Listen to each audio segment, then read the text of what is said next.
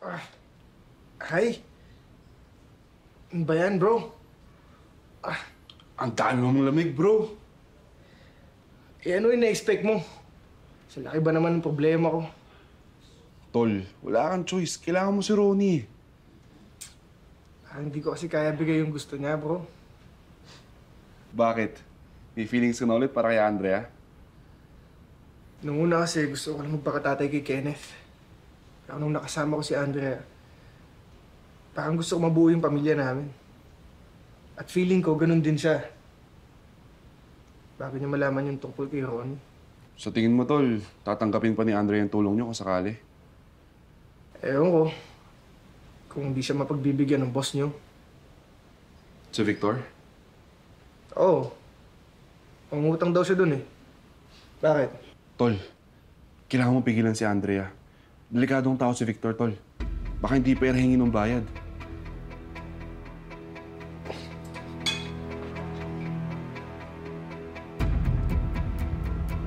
Hello? Lucy? Andiyan ba si Andrea? Huwag mo na nga munang kausapin, Joseph. Ako nakakausap kapag lumamig na yung ulo. Nasaan siya ngayon, Lucy? Kausap yung boss niya para makahanap siya ng pampa-opera para kay Kenneth. Saan? Sa opisina, saan pa? Tol, sabi.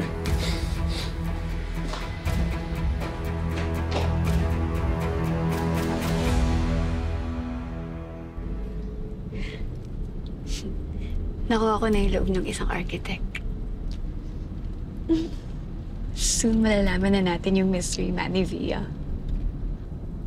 Hindi mo dapat ginawa yun, Trina.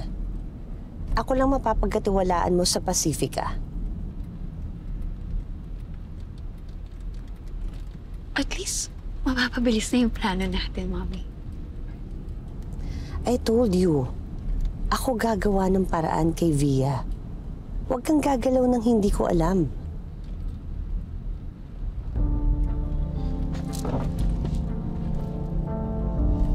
Mama, gusto ko lang naman na matapos na to. Hindi enough na matanggal si Via sa company. Kailangan niya rin makulong for Daddy's death. Napakalandi ng babaeng yun. I'm sure she cheated on Dad too while he was alive. She's such a freaking hooker.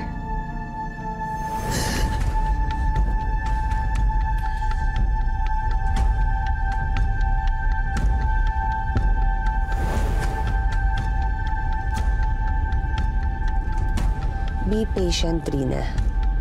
Hayaan mong ako umalam ng mga sikreto niya.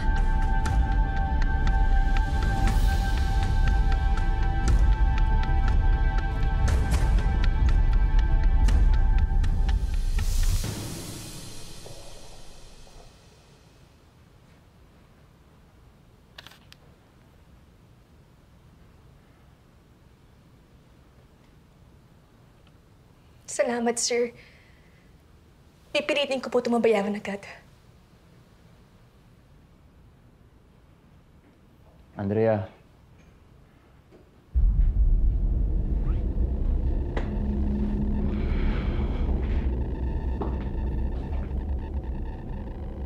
Pwede mo naman ako mabayaran ngayon eh.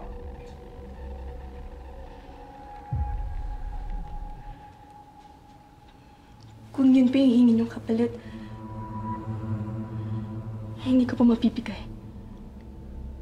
Even if it means losing your son?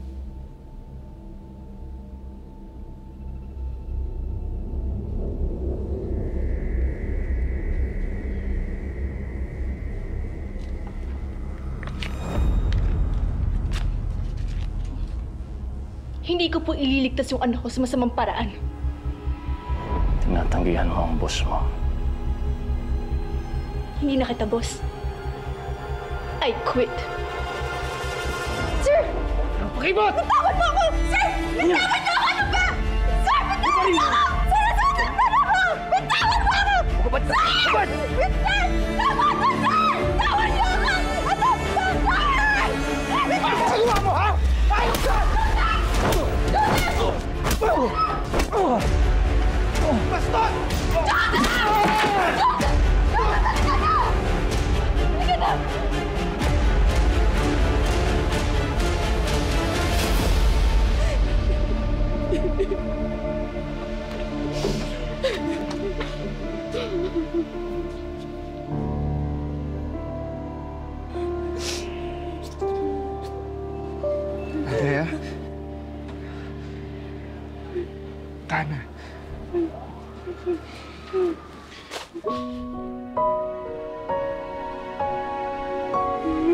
Dito lang ako.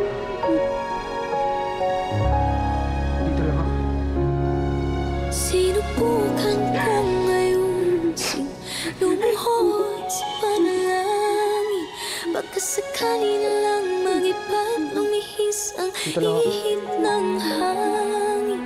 Kung ang tuloy ayaw sa atin, mananatili lang sa tanawin. Gusto kong damahin ang iyong kamay na humaplos sa akin. Di ko ata kakayanin to. Kung ang puso'y hindi nagmamahal, lahat ito'y walang halaga. Di bale na kung ang puso'y walang pag-ibig, lahat ito'y di mahalaga. Oh, di bale na. Ano nangyari dyan? Bakit ka may pasa? Huwag ka na magtanong. Napaaway ka ba? Isang tanong pa at bibigyan din kita ng ganito. Handa akong mamatay para sa inyong mag-ina ko.